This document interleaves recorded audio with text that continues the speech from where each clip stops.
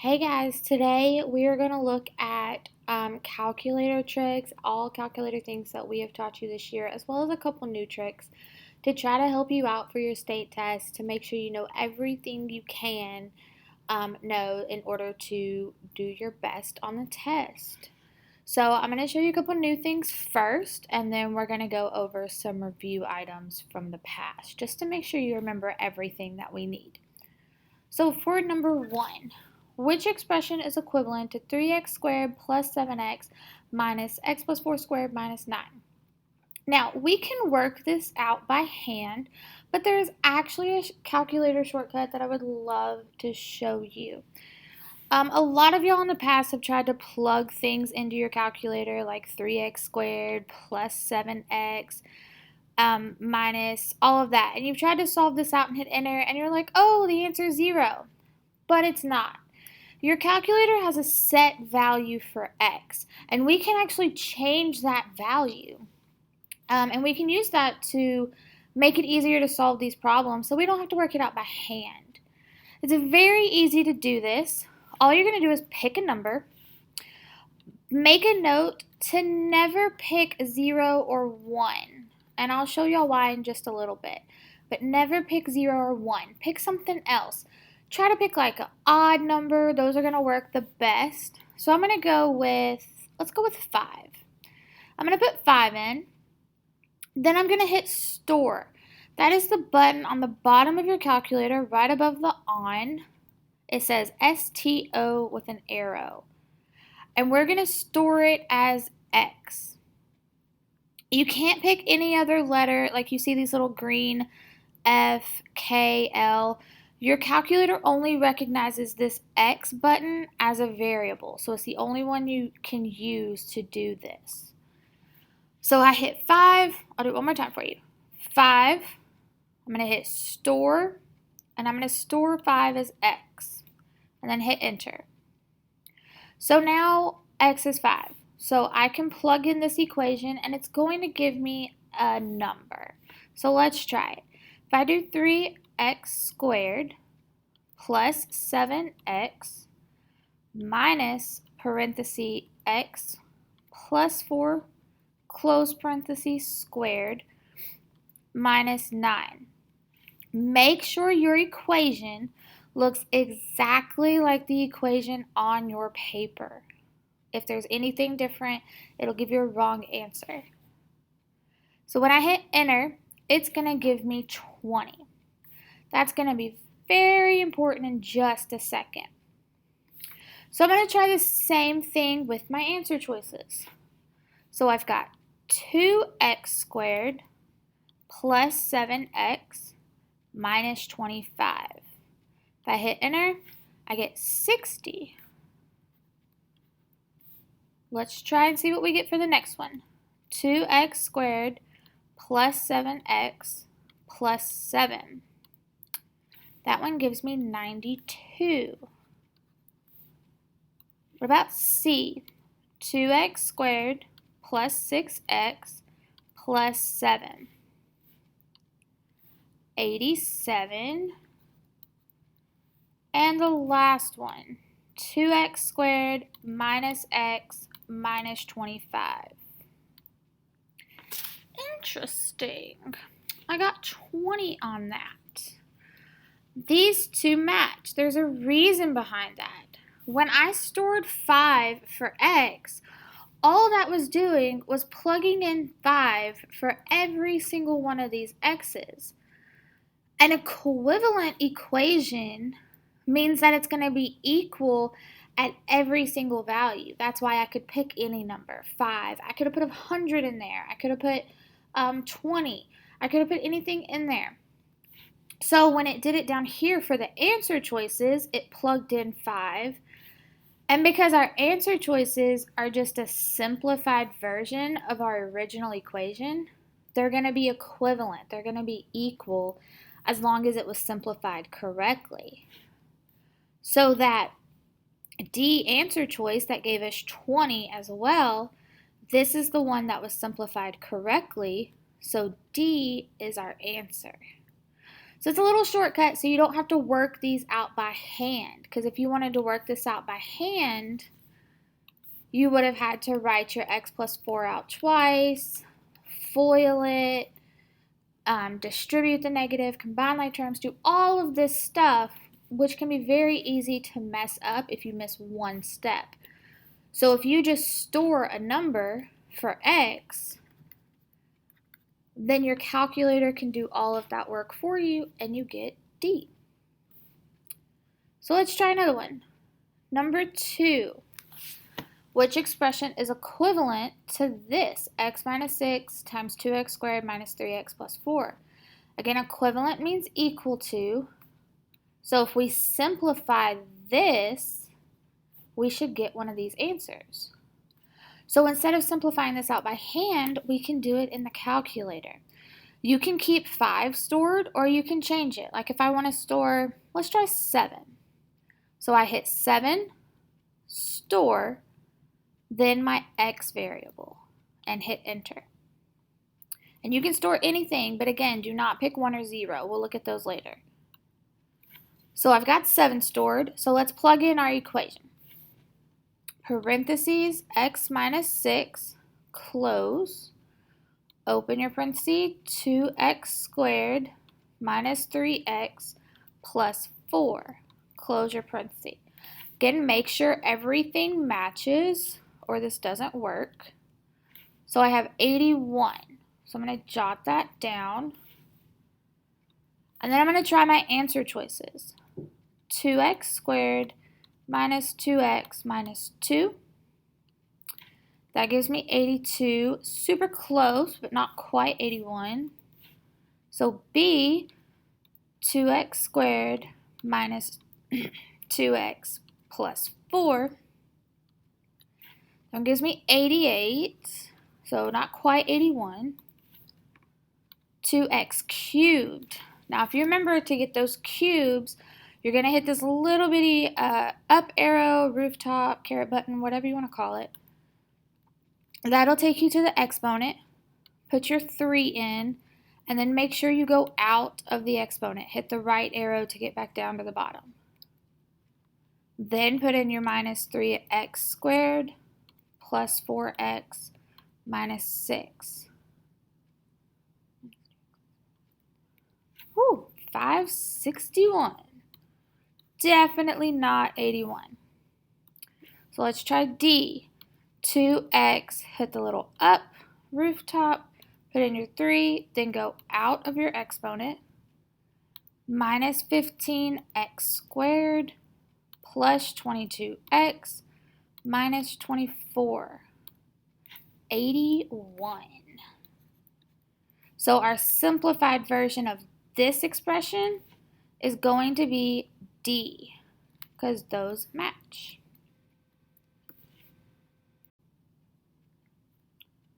Okay, let's try number 3.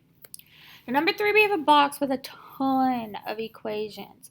So which expressions are equivalent? Again, that means they're equal to. So if we simplify the top, which one will it match over here? Or if we simplify the side, which one will it match on the top? We could do these by factoring, completing the square, all kinds of stuff. But we could also do these in our calculator. So I'm going to pick a value. I'll pick 3 this time. So I'm going to hit 3, store, x, and hit enter. So now I've got 3 stored as x. So all that's going to do is plug 3 into every single one of these x's, and we can see which ones are equivalent. So I'm going to work the top row first and see what values I get there. So I've got parentheses, x plus 7, close, open parentheses, x minus 9, close. That one gives me negative 60, so I'm going to jot that down. The middle, I have parentheses, x plus 8, close parentheses, squared, minus 1. I got 120 for that. And the last one on top, negative x squared plus 16x minus 63. gives us negative 24. So I know what my value for the top row is, so let's find this left column and see if any of them match. So for my first one, negative parenthesis x minus 8 close squared plus 1, negative 24. So what does that match? That matches the last column. So that's going to be one of my answers. For the second one, parenthesis x minus 1, close it, squared minus 64, negative 60.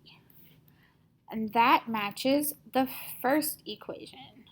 So that one's going to be the first answer. Okay, the third one, x squared minus 2x minus 63, negative 60 again. So that one's also going to be the first equation. Okay, this fourth one, x squared plus 16x plus 63 gives me 120. That matches the second expression up here. And the last one, x plus 7, close parentheses, open, x plus 9. That one also gives me 120. So that one's also going to be the middle column. So this whole big chart with all these equations, we didn't have to simplify anything. We just had to plug it into our calculator and pick a number and plug it in. And this works with any number you pick. I picked 3. You could have picked anything. Again, except 0 and 1. Don't pick those. Okay, so let's move on to number 4. What was that? Fix this real fast. Okay, so which polynomial represents the product of these two expressions? So this is where your vocab comes in handy. We need to know what product is. What operation is product? Product means we're going to multiply. So for these two expressions right here, we're going to multiply them. When we do that, we need to make sure we put them in parentheses, because that 2x minus 3 is going to multiply to all of the second expression. So this is what you need to plug into your calculator. I'm going to leave 3 stored. I'm not going to change it this time. So I'm just going to go ahead and plug them in, see which ones are equivalent. So plug it in exactly how you see it. Parenthesis, 2x minus 3, close, open, x squared plus 6x minus 2, close. So for that, we're going to get 75. And then we can try our answer choices. We get 2x cubed, so we're going to do this little up to go to the exponent, put in our 3, hit the right arrow to get out of the exponent, plus 6x minus 6. That one's 66. For b, we have 2x cubed again, so go up to the exponent, and then put in 3 and go out, minus 18x minus 2. That one's negative 2. For c, we have 2x cubed plus 9x squared minus 22x plus 6. 75. That's exactly what we were looking for. I'm going to double check the last one just to make sure. We want to be thorough and make sure we didn't make a mistake. So 2x cubed plus 15x squared minus 14x plus 6. That one gives us 153. So we definitely can see that C was our answer. So remember, your test is going to be timed. You're only going to have so much time to do all of these questions. So if you can remember little shortcuts like this to help you out, It'll really help you to be able to have plenty of time to answer every single question. Okay, so I'm going to hop down to number 5. We can store on this one which expressions are equivalent, which means equal. We want to select all that apply, which means there's more than one answer. We can do store on this one. I also want to show you one more method if you don't like store. We can actually plug all of these into y equals. For the original equation, we can plug that into y1, and then we can plug each one of these into y2 individually. What I mean is go to y equals and put this first expression in. We got 4x squared minus 25. In y2, I'm going to put my first answer choice. So parentheses 2x minus 5 close squared. And we can look at the table. Equivalent means they have to be equal to each other. So if we look at the table and everything's equal, they're equivalent to each other. So if we look at these, at 0, they have negative 25 and 25.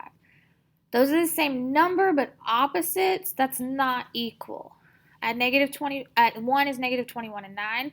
Those are not equal. So A is not an answer. So I can try for B. Leave y1 alone.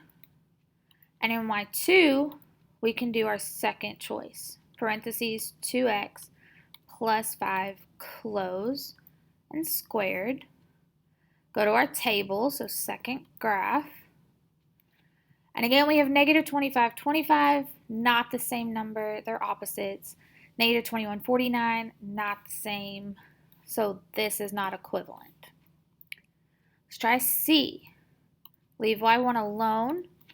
And I'm going to put in C, parenthesis 2x closed squared minus parenthesis 5 close squared.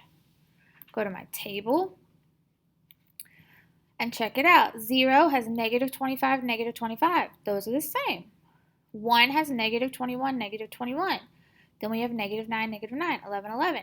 We can scroll up, we can scroll down. But wherever you scroll, you can see that they're always the same everywhere, which means these are equivalent. These are equal to each other. So one of our answers is C. It did say select all that apply, so we know there's at least one more answer. So let's go back, change y2 again. So we have 2x minus 5, close your parenthesis, open 2x plus 5. And close. Check our table. And we can see again, negative 25, negative 25, negative 21, negative 21, negative 9, negative 9, all the way down. Wherever you go, they're going to match. So that is definitely an answer as well. And then E, because we may have more than 2 answers. We're not sure. It doesn't tell us, so we need to check all of them. So open parenthesis, 2x minus 5, close, open 2x minus 5, close. Okay, so plug that in, make sure it matches, and let's go to our table. And we have negative 25, 25, not the same, negative 21, 9, negative 9, 1. So those aren't the same either. So that's not an answer. So our answers are C and D. Okay, let's try that same method for 6. We could store, or we can just plug it into the table. So I'm going to try the table one more time. It says, which equation could be used to find the zeros of this function? So you have your original equation, and we want to match it to one of these equations down here. So I'm going to go back to y equals and clear this out. Put in my original equation into the first y, 6x squared minus x minus 15. And then in y2, I'm going to put these choices. Now we can't put equals 0. This is just equals to y. So that's why we're plugging into y equals. So I got parenthesis x plus 3, close and open, x minus 4. Let's see if our tables match. Second table or second graph. And no, we have negative 15, negative 12, negative 10, negative 12. Those don't match at all. So A is not our answer. Let's try B. Leave y1 alone. Leave your original equation. And put in B to the second y. So x plus 3, x minus 5. Second graph. We have negative 15, negative 15. Good first number. Negative 10, negative 16. It doesn't match anymore after that. So B is not our answer. Let's try C. Leave y1 alone. And y2, we're going to put 2x plus 3, close, open, 3x minus 5, close. Second graph, negative 15, negative 15, negative 10, negative 10, 7, 7, 36, 36. These match everywhere, no matter where you go. So C is definitely our answer. I'm going to try D just to make sure we did this correctly. Double check ourselves just to make sure we're right. So 3x plus 4 and 2x minus 3. Second graph, and you can definitely see those don't match. So D was not right either. So it is C. So this will give you a shortcut to solve any of these equations where you're looking for an equivalent expression. Okay, let's go on to number 7. Move this out of my way. Okay, which numerical expression would provide the solutions to this equation? This one's very similar. You have an equation, but your answer choices are the actual solution, not a simplified version of the equation. Normally, to get these kind of solutions, we would do quadratic formula. You remember that? Negative b plus or minus square root b squared minus 4ac over 2a. Normally, we would do that. But you can use that store on your calculator that I showed you, and you can actually store these answer choices to see which one would be equivalent. So I'm going to go put this in. So I'm going to do alpha y equals, enter to get my fraction. And I'm going to plug this first answer choice in. So I'm going to do negative 7. You can't do plus or minus, but if the answer works for the positive version, it's going to work for the minus as well. So I'm just going to go with plus because it'll work for both. Square root, I'm going to hit second x squared, 240.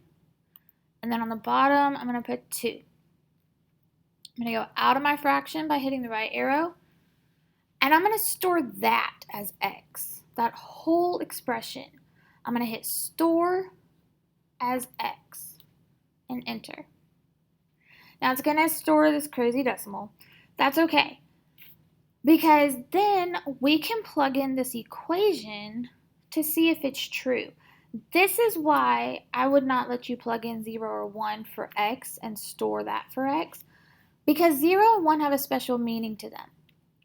If you plug in this equation and you get 0, your answer is going to be incorrect, which means that's not the answer choice you want to pick.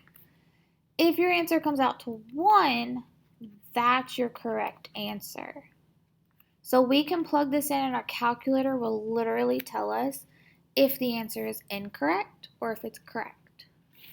Now, how you're going to plug in this equation with the equal sign, it's actually very simple. Plug in the first side like normal.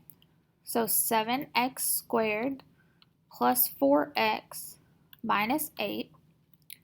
To get that equal sign, you're going to hit second math. And you're going to see an equal sign right here. So enter on that and plug in it equals 14.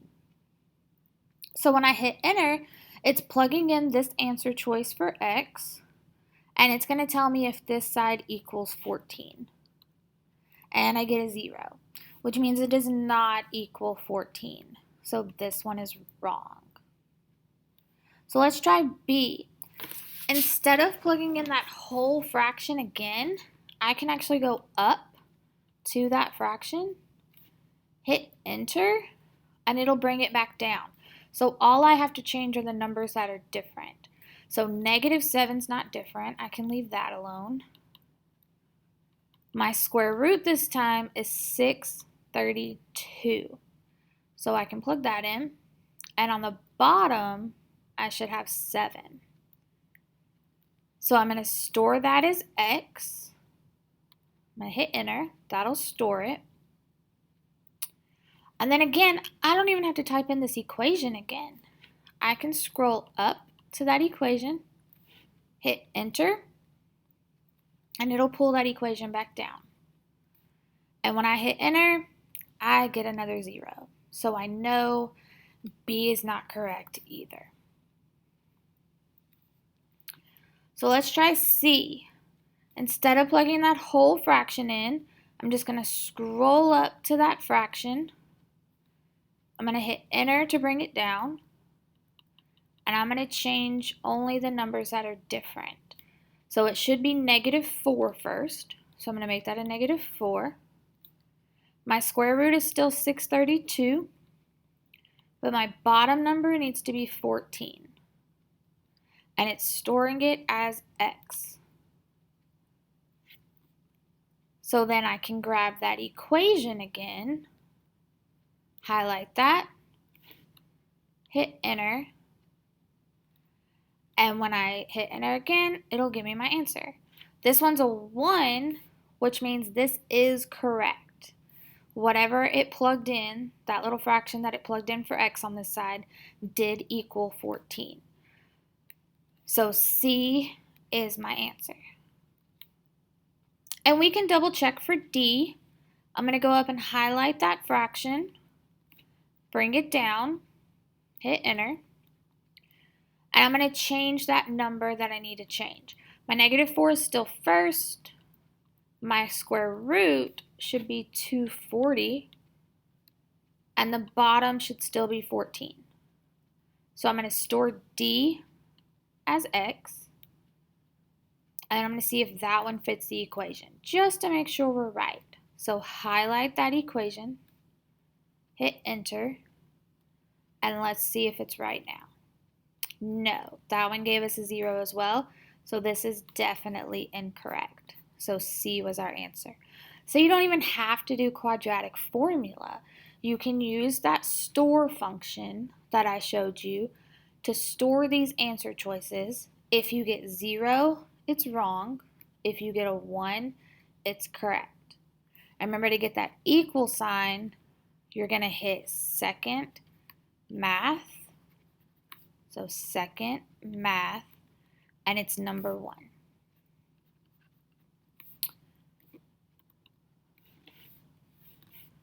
Okay, so let's try number 8. Which ordered pairs on the graph of f of x equals 4 times 3 to the x? Which ordered pairs are on the graph of that? So select all that apply. So there's definitely more than one answer. No telling how many. So for this one, because it's a whole point, it's an xy point, you can't store if you have an x and a y, so we can't quite use store for this. But it did say which ordered pairs are on the graph. F of x is just a fancy way of saying y. So we can actually plug this into y equals. So I'm going to clear out what I have. I'm going to plug in this equation, 4 parentheses 3, do your little up to get to the exponent, and plug in x. And these are all ordered pairs. Where do I find ordered pairs? On the table.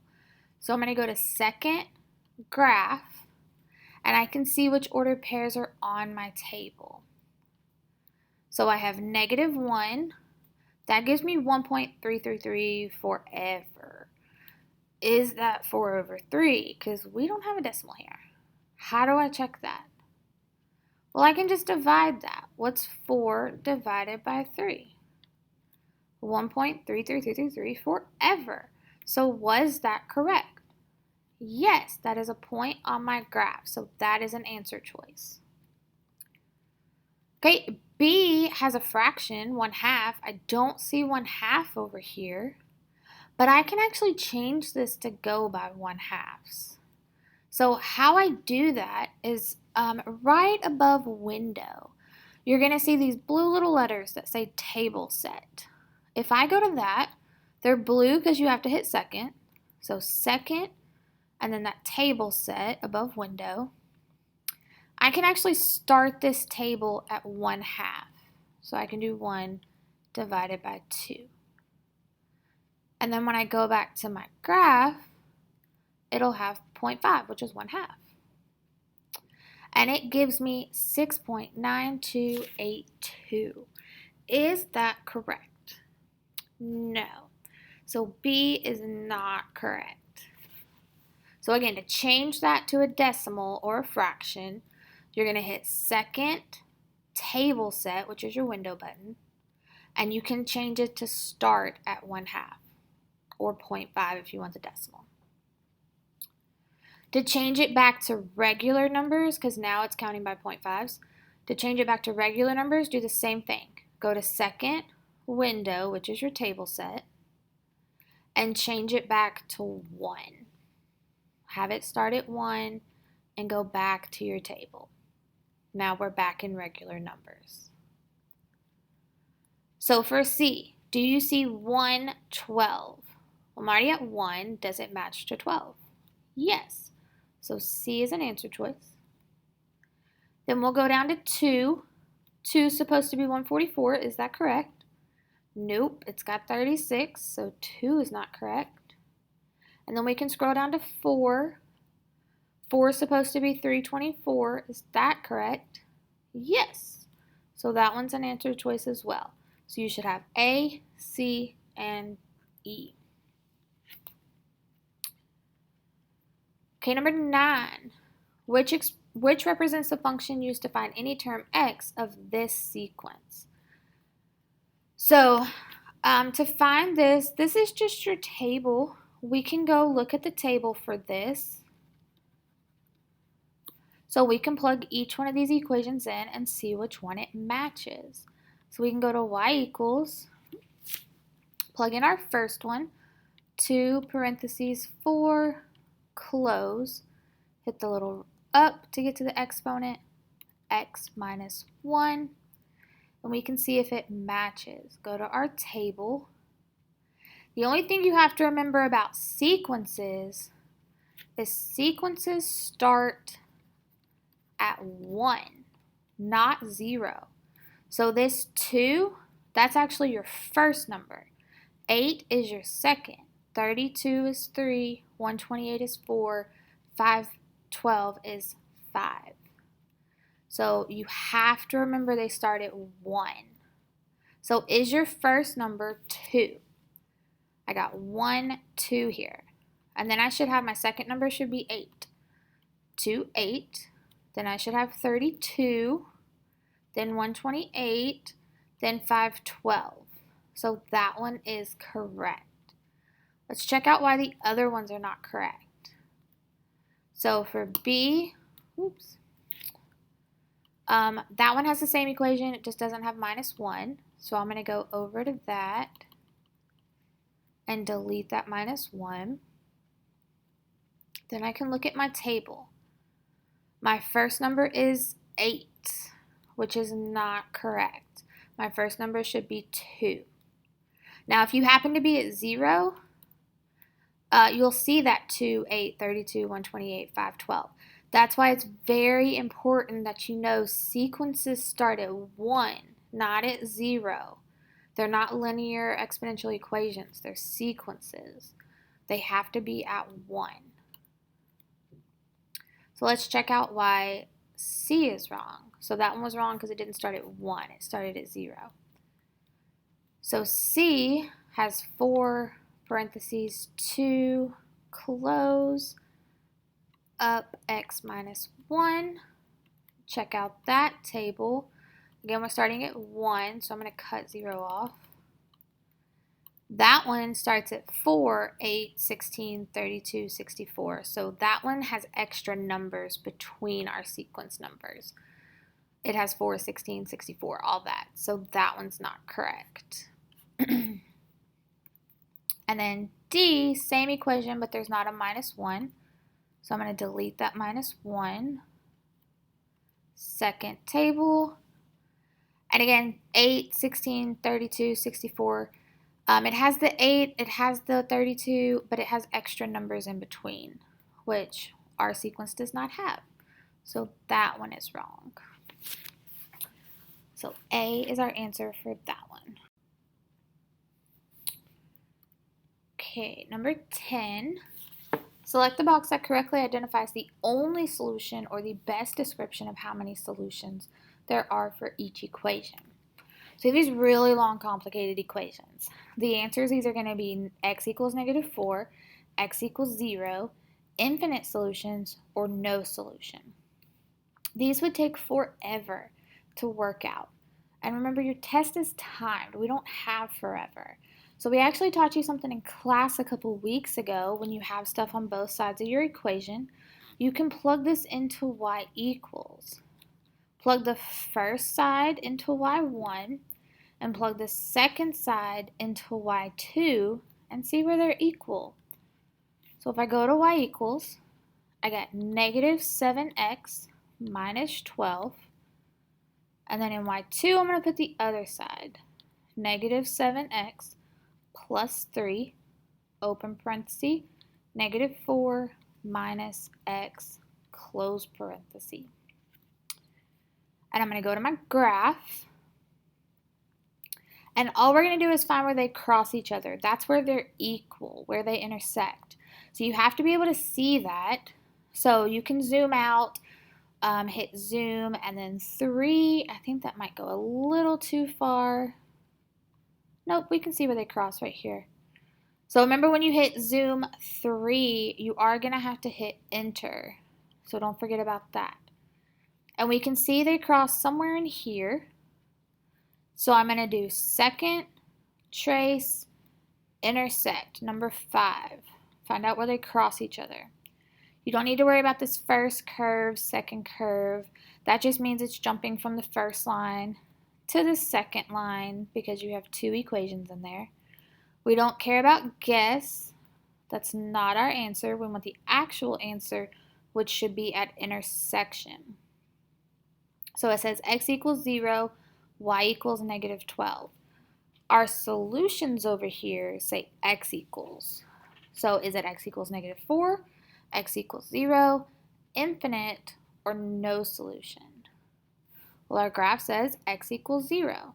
So it's going to be the second one, x equals 0.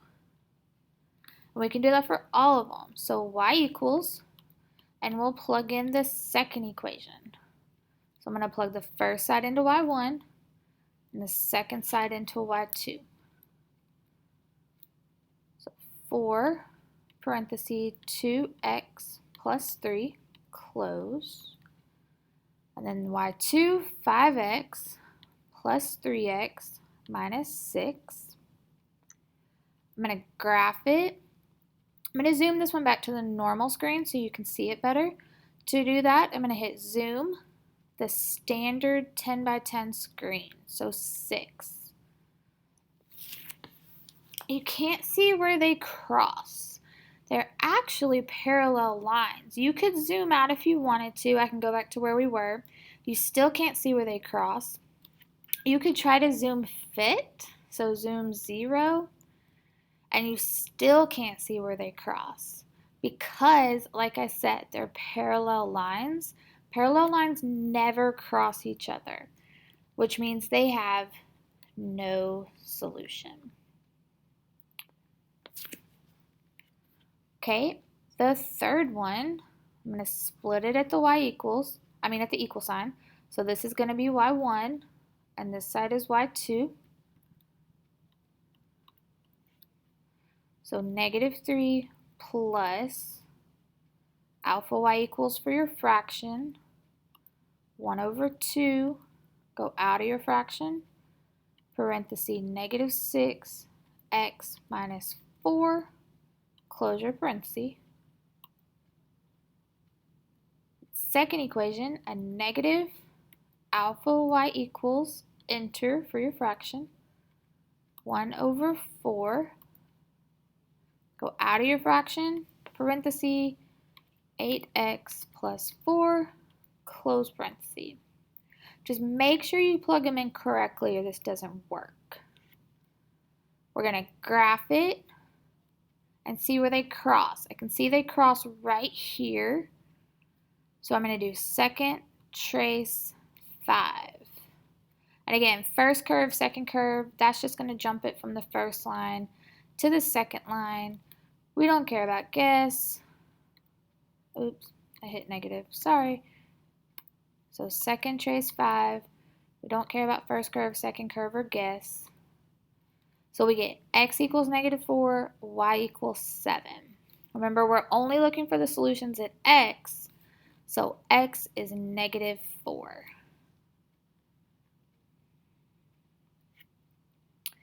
And the last one, if I plug that one in, 3 parentheses x minus 7, close, plus 12.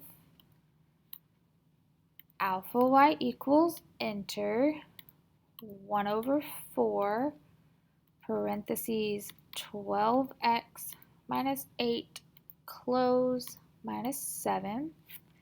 So I split that right down the equal sign. Then I can go graph, see where they cross, but I only get one line, which means I can't see where they intersect. So I'm going to try to zoom out. Zoom 3, enter, still only have one line.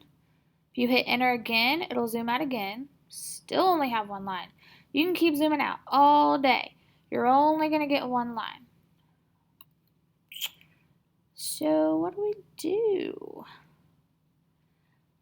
This is not no solution. For no solution, they have to be parallel lines. If you look at your table, if you go second graph, you'll see they match each other. That means the second line is actually on your graph. It's just on top of the first line. They literally are hitting each other everywhere. That is when you have infinitely many solutions, when they're literally on top of each other. Okay, for number 11, which graph is the solution to 3x minus 2y is less than 14? So we are going to look at our graph again. In order to graph, we have to be able to put it in y equals. We cannot put this in y equals because it's not solved for y. So we need to solve for y. So all we're going to do is we're going to get rid of this x right here. It's positive 3x. So we're going to do minus 3x. We can just do SADMEG on this. So bring down your negative 2y is less than that negative 3x and a positive 14. And then this is negative 2 times y. So to get rid of that, we divide by negative 2. Now remember, when you divide by a negative or multiply by a negative, you have to flip your inequality sign. So it's not going to be less than, it's going to be greater than. Negative 3 divided by negative 2 is 3 over 2x. 14 divided by negative 2 is negative 7. Now we can plug it into y equals. So I'm going to go to y equals, clear out what I have. I got my alpha y equals number 1, enter, to put in the fraction. And then I got x minus 7. You can actually put the inequality in there as well. See this little line all the way over to the left? If you go all the way over there and you hit enter, it'll change. And you can keep hitting enter and it'll change to a lot of different things. So what we want, get it back to the beginning, we're going to look for these little triangles. So you're going to have a triangle on top, and you're going to have a triangle where it hits the bottom. One of these means less than, and one of these means greater than. Less than is where it is below. Let me change my color. Where is it? So this is like your line right here. Less than means your shade is below that. So you want the triangle that hits the bottom. This is your line. Then greater than is above that. So you want the triangle that hits the top. Our inequality right here is greater than. So we want the triangle to hit the top of this little box right here. So I'm going to hit enter. That just gives me a darker line. That does nothing. If I hit enter again, now I've got a triangle that hits the top. That is your greater than inequality. If you hit enter again, you'll have the triangle that hits the bottom. That's your less than. If you accidentally go too far, you can't just go back. You do have to keep hitting enter until you get back to where you want to go. So I want the triangle to be on top because we're working with greater than. So when you graph it, it'll graph that whole inequality, all the shading too. Now it will not graph dotted lines or solid lines. So those dotted lines and solid lines, you're going to have to know what those mean yourself. This a dashed line is going to be just less than or greater than. There's no equal to. That's going to be dashed. And then less than or equal, greater than or equal, those are going to be solid lines. So you have to know that one. Your graph won't do that for you. But so then we can just match the graph. So we can see our shade is on top. We can see our line is going over to the right. It's going up. So which graph does that match here? It matches B. This shading, the line is right, but the shading is wrong. This one, the line and the shading are wrong. And then D, the line is wrong as well. It is shaded on top, but the line shouldn't be going down. So that one is B. Okay, number 12. Select the box or boxes that correctly identify the zeros of each polynomial. So to find zeros, we can do this in our calculator with second trace 5. And remember, to find a zero, you have to make y2 0. So if we go back to y equals, we need to change this inequality back. So I'm going to go over to the left. I'm going to hit enter until I get back to the regular line. There we go. And I'm going to clear that out and put in our first equation. So x squared plus 5x plus 6. And to get a 0, we need 0 in y2. And then we can graph that. And then second trace 5. So this will get a good review for you to remember how to find zeros. So again, first curve, second curve, we don't have to worry about all that stuff. You can just enter through those. And our first one on the left is a -3. So that matches this first answer choice. And then let's make sure we don't have one on the right because they're super close. So second trace 5. I'm going to go to the right a little bit and enter through all of that. Oh, there was a different one. It's -2. So I'm going to pick -2 as well. So that's all the spots where it hits the x-axis. Okay, second equation. We had x squared plus x minus 6. Keep your 0 in y2. Graph that. So here you can clearly see we're going to have two answers. So second trace 5 on each one. I'm going to go left first. Enter through all your first curve, second curve. And then you're going to get x equals -3 on that side. So I'm going to mark -3. And then second trace 5, to go to the other side, enter through all of that, and I'm going to have x equals 2 for the right side, so a positive 2. Our third equation, 2x squared minus 2x minus 4. Graph that, and again you can see I have two answers, two x-intercepts. So second trace 5, I'm going to go left first, enter through all the first curve, second curve, and I get negative 1 for my intersection. So I'm going to mark that one. And then second trace 5 and go to the right side, enter through all the first curve, second curve, guess, and we get x equals positive 2. Okay, the last question, plug that one in. X squared plus 6x plus 9. Graph it. This one's kind of hard to tell. Maybe there's 1, 0, maybe there's 2. It's sitting right here on the line, so it's a good guess that it's only 1, 0, but we can double check this. If I do second trace 5, I'm going to scroll over to the left first, and I'm going to get away from the x-axis, so I definitely know I'm on the left. I can enter through that, and I'm going to round this off to negative 3. So that's my first one. And if I do second trace 5 and make sure I'm on the right side this time, and enter through that, I still get negative 3, which means this was a perfect square trinomial, so it only has one x-intercept. So there's only one answer for this bottom one.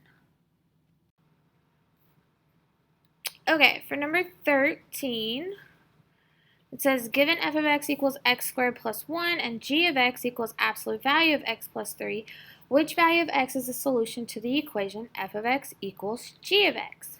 So with these being f of x equals g of x equals, those are just all ways to say y. We can find solutions for x in the graph with second trace 5, just like we were doing a second ago. So we can clear this out. We can do x squared plus 1, and then absolute value. To get absolute value, you're going to hit math, go over to num, and then that ABS, abs, that's your absolute value bars. So you can get those. So math over number 1. And we'll do x plus 3. Then we can graph those. And we can see they cross at two different points here. So we can second trace 5 on both of them. It just says which value of x is a solution. So we're only looking for one of those solutions, but which one? So we're just going to have to test it out. So we do second trace 5. I'll just go to the left one first. Enter through all the first curve, second curve. And we get x is negative 1. We do get y is 2, but again it says which value of x is a solution. So 2 is not what we're looking for here. We want x is negative 1. That is not a solution on our answer choices, so that's not the point we're looking for. We're looking probably for the other one. So let's do second trace 5 again, and we'll go to the right side. Enter through all the first curves, second curves, and we get x equals 2. That is an answer choice down here, so that's the answer we're going to pick. Okay, number 14, which expressions represent rational numbers? Select all that apply. So we're gonna have at least more than one answer, possibly more than that, possibly 3 or 4. So rational numbers, what are rational? If you remember all the way back to the very first week of school, we gave you a chart. We had rational, irrational. Under that, we had integers, whole numbers, and natural numbers. This was our real number box, our real number system. Your rational numbers were anything that could be turned into fractions. Repeating decimals, terminating decimals, all those can be turned into fractions. Integers, whole number, natural numbers, those can be turned into fractions, like -5. How do I turn that into a fraction? I just put it over 1. So all of these can be turned into fractions. Your irrational numbers, those are numbers like pi, square roots you don't know, like square root of 3, or any long decimals that cannot be turned into fractions. None of these can be fractions. So we can check these out in our calculator. Plug it in exactly how we see it. So we got parentheses, square root, so second x squared, 5. Go out of the square root, close your parentheses squared, open, second x squared to get your square root, 16.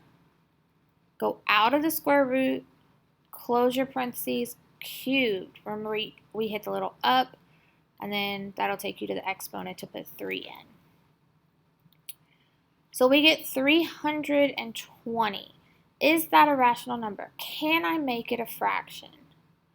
Now remember, any integer we can put over 1 and make it a fraction. So that's a fraction now, which means this is an answer. Any integer can be made into a fraction, which makes it a rational number. Okay, for B, we got parentheses, second x squared for our square root, 32. Go out of the square root, parentheses squared, open parentheses, second x squared for your square root, 2.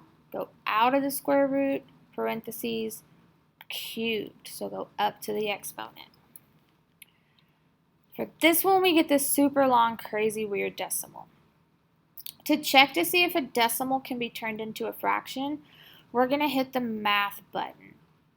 And that number 1 will change it to a fraction if it's possible. So I'm going to do number 1, and I'm going to enter. It didn't change it, so this one does not change to a fraction, which means this is irrational. So that's not an answer choice.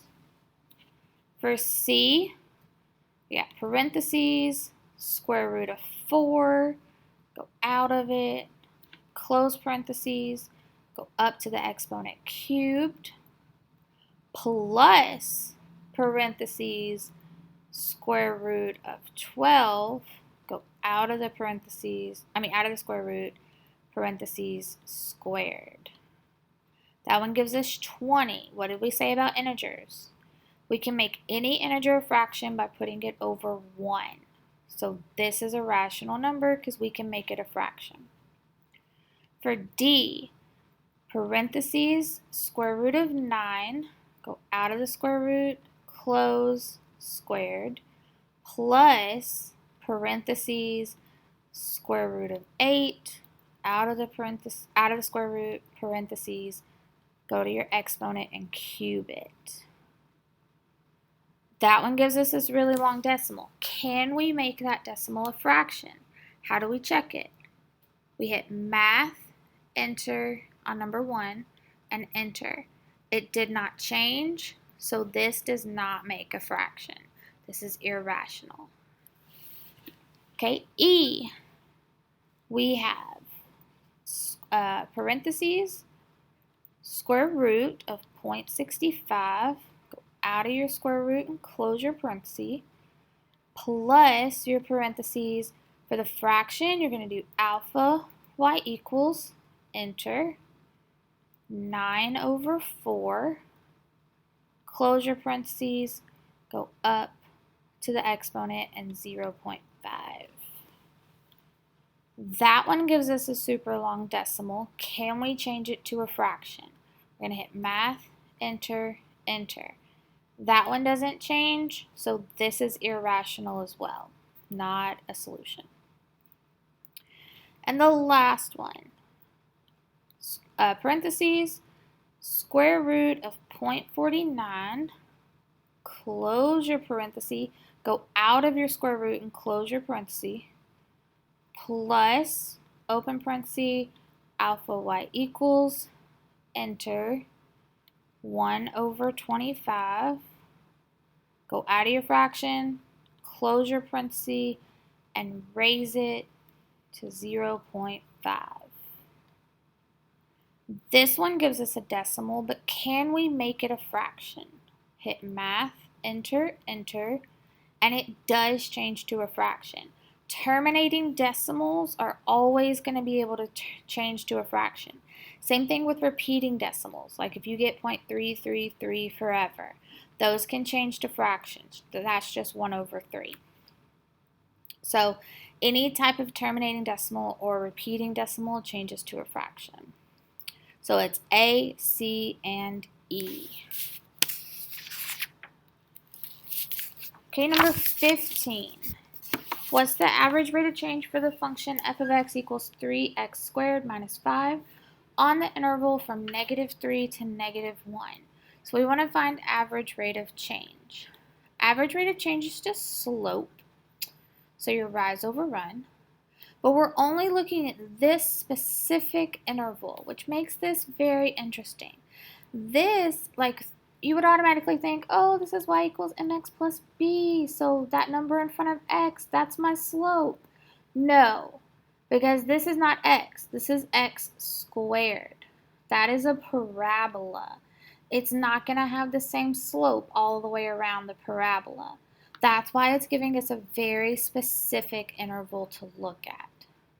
So to get that, I'm actually going to plug this into y equals and look at these two numbers. So I'm going to go to y equals, plug in my 3x squared minus 5, and I'm going to look at -3 and -1 on my table. So if I scroll up to -3, -3 sits at 22. So I'm going to write that down.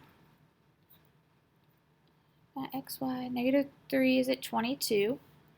And then -1 is at -2. And then you can solve this out by hand, or we can put it into stat. So if we go to stat and we edit our table, we can plug this in, -1, 22, -2, and then we can find our slope by doing stat, go over and calculate the answer, and we do, number 4 is the one that'll give you a slope. Yes, this is a quadratic equation, but your slope is only going to come from linear. So we have to do number 4.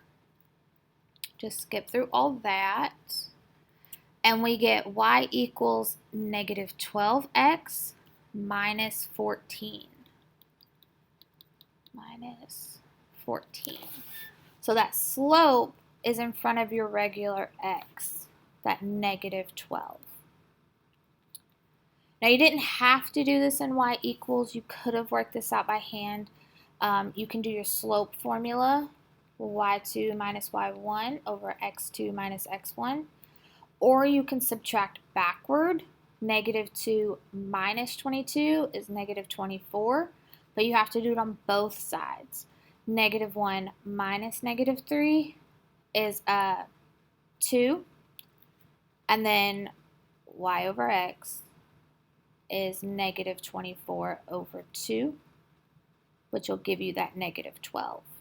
So you didn't have to do this one in the calculator, but that's an option if you'd like it, in case you forget your slope formula or you forget you can subtract backward. You can always go to stat. Okay, for number 16, the table contains some points of a quadratic function, so that's super important, quadratic. Which statements are true for the function represented by the table? Select all that apply.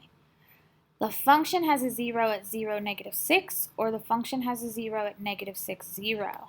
Remember what a 0 is.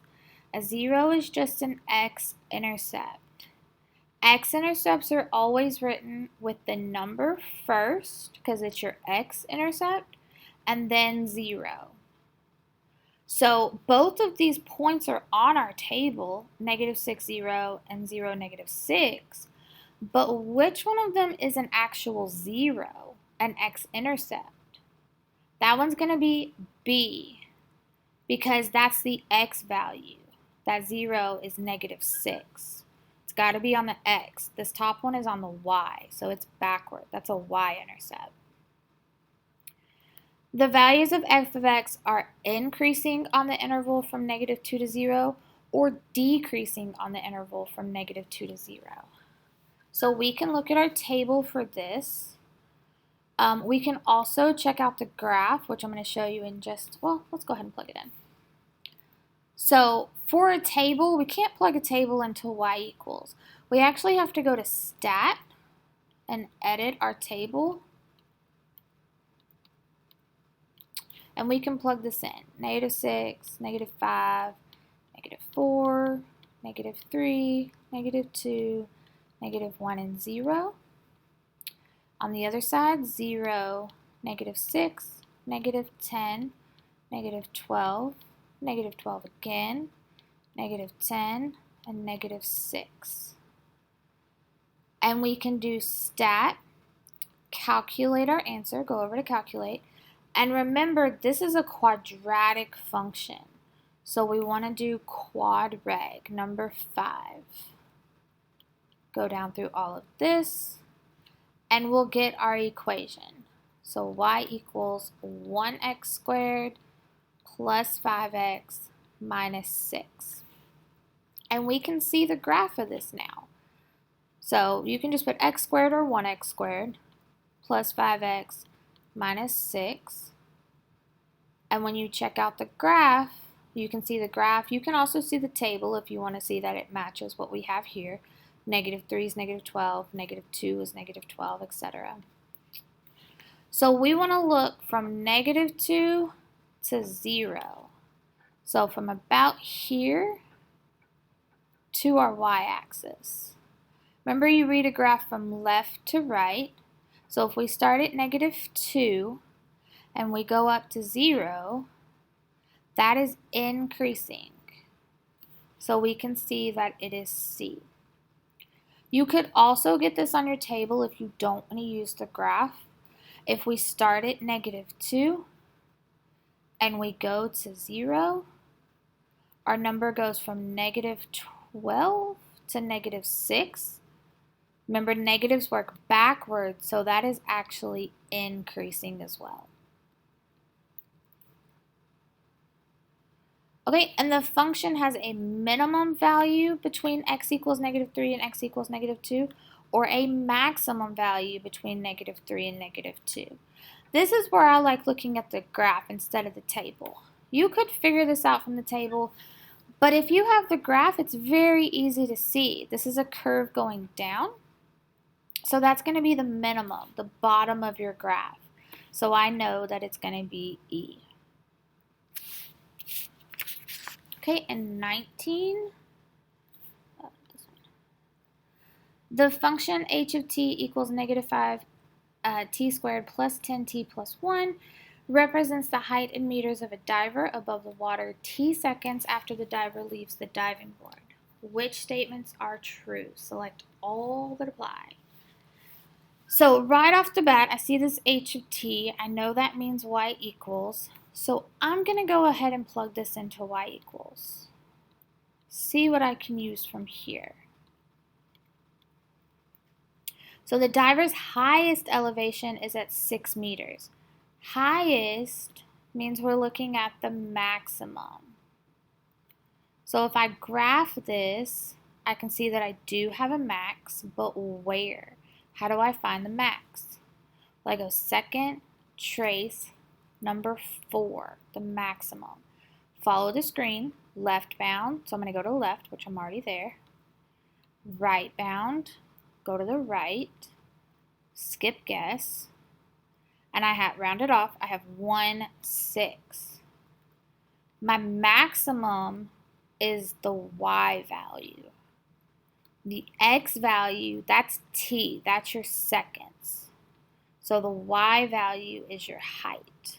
So is my maximum at 6 seconds? 6 meters. Yes. So A is the solution. The diver's initial height is 5 meters above the water. What is initial? We just talked about that. That is your y-intercept.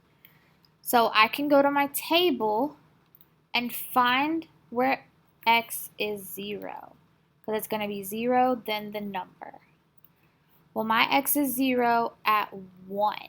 So it's not 5 meters above the water, it's only 1 meter above the water. The diver enters the water after approximately 2.1 seconds. It also says the diver enters the water after approximately negative 0.1 seconds. When do they enter the water on the graph? So your water is going to be this x-axis right here. They jumped from the diving board and then they fell back down into the water. So you're going to hit the water at that x-axis. How do I find that x-intercept? That's called my zeros. Those are what x-intercepts are. To find zeros, I need to put 0 in y2. And I'm going to do second trace 5. Now we have one over here on the left and we have one on the right. Remember, over here on the left, they haven't even jumped off the diving board yet, so we always want to go to the right side. Time in general, your seconds, can never be negative. So just knowing that without even doing the graph, we know it can't be D because that's negative. But let's double check 2.1. So we did our second trace 5. We can skip this first curve, second curve, guess, all of that. And we're going to get 2.0, well, 2.1 when it rounds off. So that is correct, C. The diver is again at the same height as the diving board at 2 seconds. So what was the height of the diving board? The diving board is where they're jumping off. That's their initial value. Remember that initial value on our table, that was 1. So when do they reach 1 again? You can't really look at the graph for this because you can't really see where 1 is. But you can look at the table like we did for our y-intercept. So we see a height of 1. Where else do we see a height of 1? Down here at 2. At 2 seconds, they were at a height of 1 again. So yes, at 2 seconds, they did reach the same height as the diving board. So that is true. Okay, so let's move on to number 20. It says select the box or boxes that represent the transformation of each function from the parent function f of x equals x squared. So your parent function is just your basic function, basic graph for whatever function you're looking at. We're looking at x squared, so that's your quadratic. That'll be a parabola. If you want to plug it in, we can check that out. It's just a regular parabola. It's going up. It goes through 0, 0. That's your basic parent function. So you can think of that as like the mom or dad. And then you got all these kids over here. The kids are changed a little bit from the mom and dad. So we got like Billy, Tommy, Susie, Kimmy, all them. They're changed just a little bit. But how are they changed? Did they get reflected, which means they flipped upside down? Did they get translated vertically? Vertically means up and down.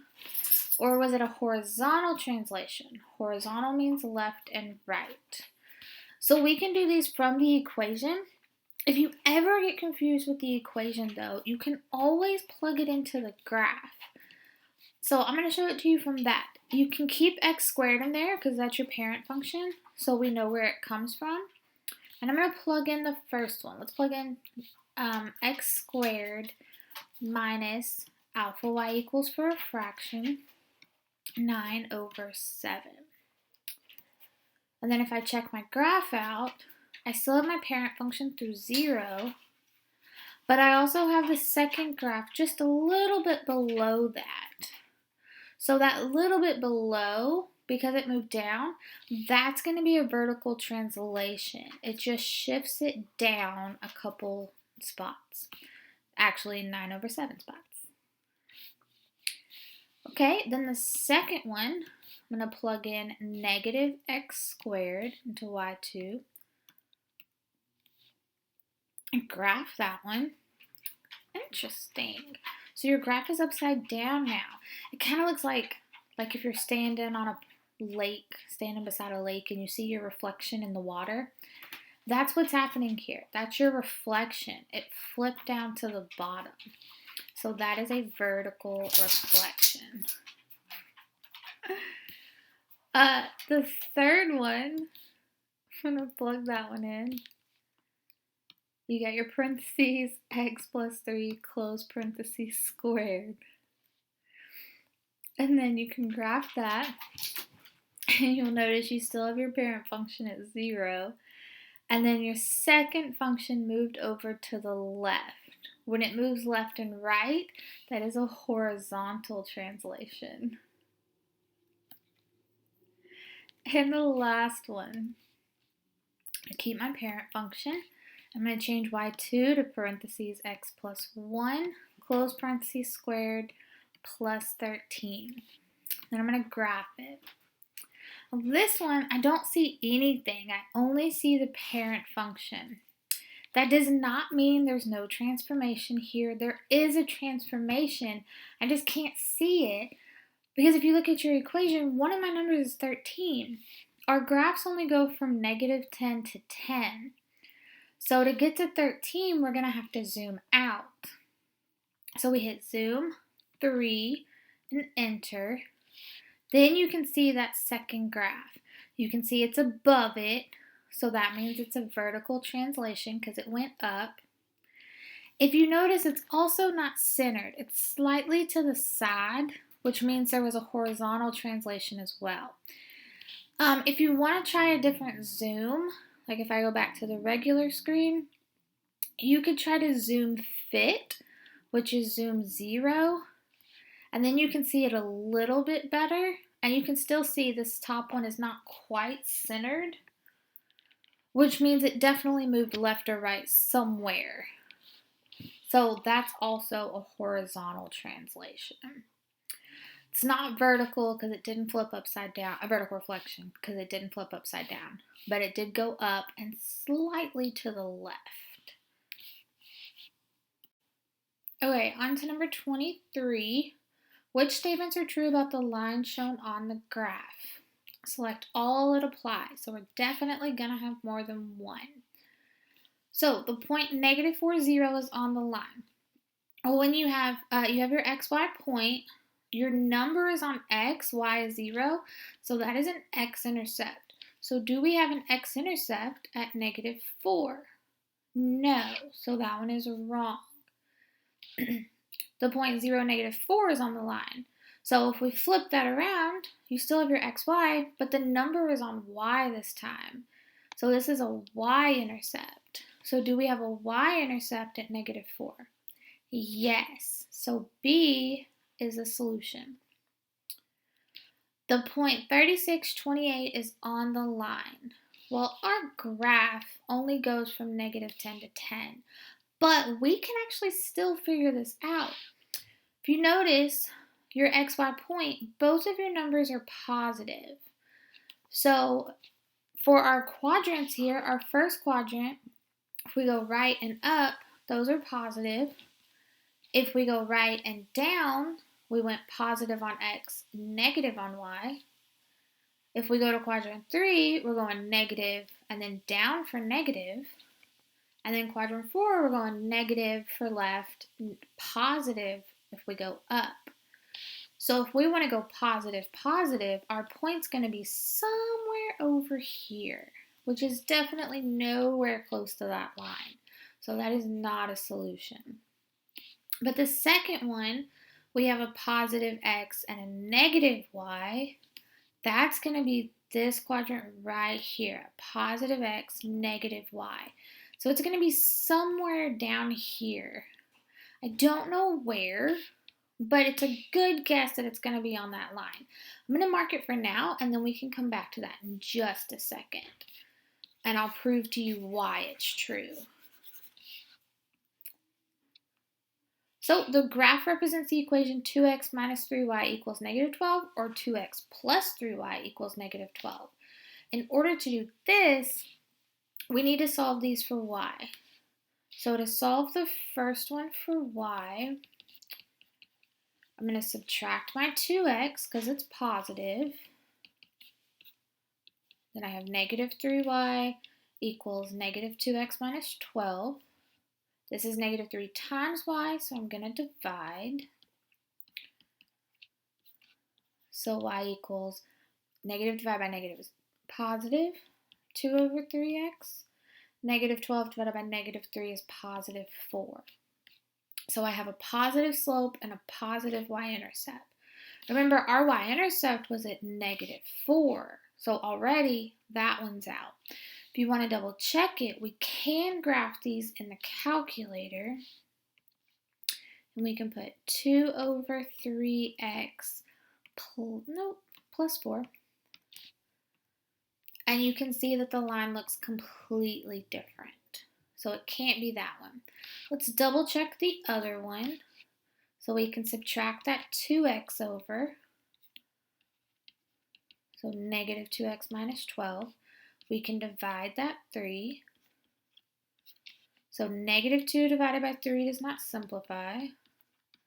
Negative 12 divided by 3 is minus 4. So we have a negative slope, negative y-intercept, which does match our graph up here. It was at negative 4. You can check your slope goes down to over 3. You can also check this in the graph. So if we make that a negative 2 over 3, x minus 4, you can see that it matches that line. Now the other reason I wanted to check this in the graph is to look at this point that I said was a solution earlier. That 36, negative 28, you can check this out on the table. So if we go to the table, scroll all the way down to 36, we can see that 36, negative 28 is a point on that line. So we can always double check our work. So it should be B, D, and F. And the last question. There are 3 different basketball teams that have played 5 games each. Suppose Liz wants to join the team that is scoring the most points per game so far. If she ranks each team by their mean scores, which team should she join? So we have these 3 teams. We can find their mean scores using stat, like we did in a lesson earlier this week. So if we go to stat and edit our table, we can plug each one of these in. So for the team 1, we have 65, 82, 53, 90, and 70. For team 2, we have 89, 82, 41, 86, and 40. And for team 3, we have 33, 100, 62, 83, and 56. And then to find the mean, we're going to do stat. We're going to go over to calc, and we're going to use number 1. So stat again, calculate your answer, and we want one variable stat because we just want to find the mean. We don't want a line or a quadratic regression or anything like that. We just want the one variable stats. So this is for L1. That's going to give us our first list here. Your mean is going to be, in this whole list of data, is going to be the X bar. So our mean here is 72. Then I can go back to stat, go over to calc, one variable stats, and I want to get the second team. The second team we listed under L2. So I'm going to change this list right here to L2 by hitting second, number 2. That's where your little blue L2 is. Then I can enter through all that. So the mean for this one is 60, what is that? 67.6. For the last one, I have that listed in L3. So I'm going to do stat over one variable stats. And I want to change this to L3. So I'm going to hit second, number 3. Enter through all that. And I'm going to get 66.8. Now our problem said she wants to join the team that's scoring the most points per game. So what team would she join? She would join team 1. Why would she join team 1? Because their mean score is what? A 72. So these are all the calculator tricks you can use on the state test. Most of your state tests you can do with the calculator. There's really not going to be many problems at all that you're going to have to work out by hand. Almost everything can be done in the calculator with some kind of shortcut. Remember to store.